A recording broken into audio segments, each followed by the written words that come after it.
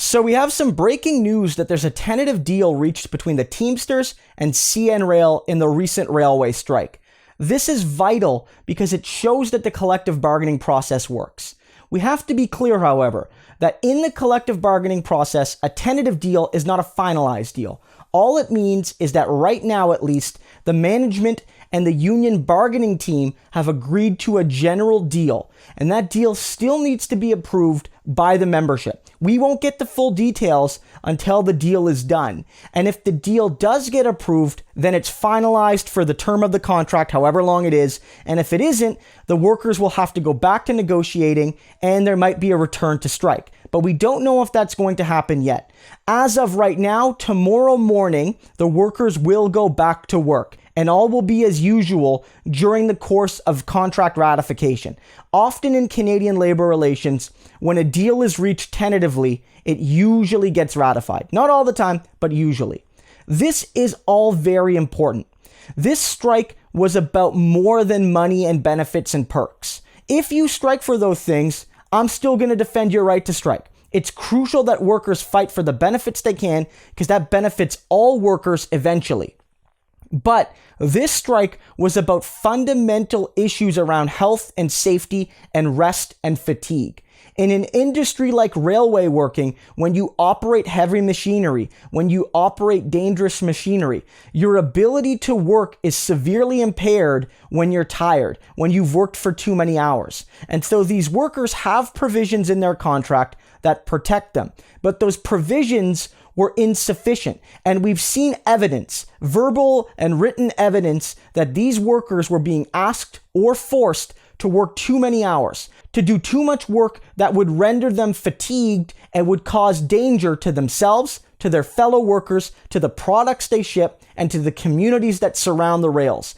And when you're talking about a train crash, or a train flipping over, or a train leaping off the rails, you're talking about millions of dollars in damage, and you're talking about the potential loss of hundreds of lives, if not more, depending on where a train crashes and depending on what it was carrying. It really is a matter of life and death for everyone involved. And these workers went on strike overwhelmingly to protect themselves, their fellow workers, and all of us. So we owe them a debt of gratitude for going on strike on our behalf. Workers often go on strike for issues that aren't even a little bit about money. They're not even about getting themselves a little bit richer. They're fundamentally about ensuring a healthy and safe workplace so that they can build a better world for all of us, and so that they can not worry about dying on the job or getting sick on the job or getting injured on the job, so that they can go home and spend time with their families and enjoy their life. That's what these workers were fighting for, and I'm glad to see that at least from the bargaining team, they have a deal they're proud of. We have to see if the regular rank and file Teamsters will agree, however. And this is also important because this deal got done without the use of back-to-work legislation. Justin Trudeau has shown he's perfectly happy and willing to bust the charter rights of workers. He did so against the postal workers. He did so knowing that those workers were in the fight for a better contract, for a better world, and he busted their right to do it. There were real worries Justin Trudeau was going to do so here, both because he's shown he's ideologically predisposed to violating the charter rights of workers, but also that he was facing a lot of pressure from farmers and even from premiers in Alberta and Quebec to do it. But the deal got done before Justin Trudeau could have the moment to pass that back-to-work legislation. And that shows yet again that the collective bargaining process is a good and efficient and effective one in this country. The vast majority of labor negotiations never even end up in a strike or lockout position. Put another way, the vast majority of the time when a contract is up for negotiation, you don't see a strike, you don't see a lockout, you don't see any loss of man or person hours because of a strike or lockout. And when strikes or lockouts do happen, they're often short and they often get resolved without direct involvement from the government. The government doesn't need to step in with back-to-work legislation the vast majority of the time.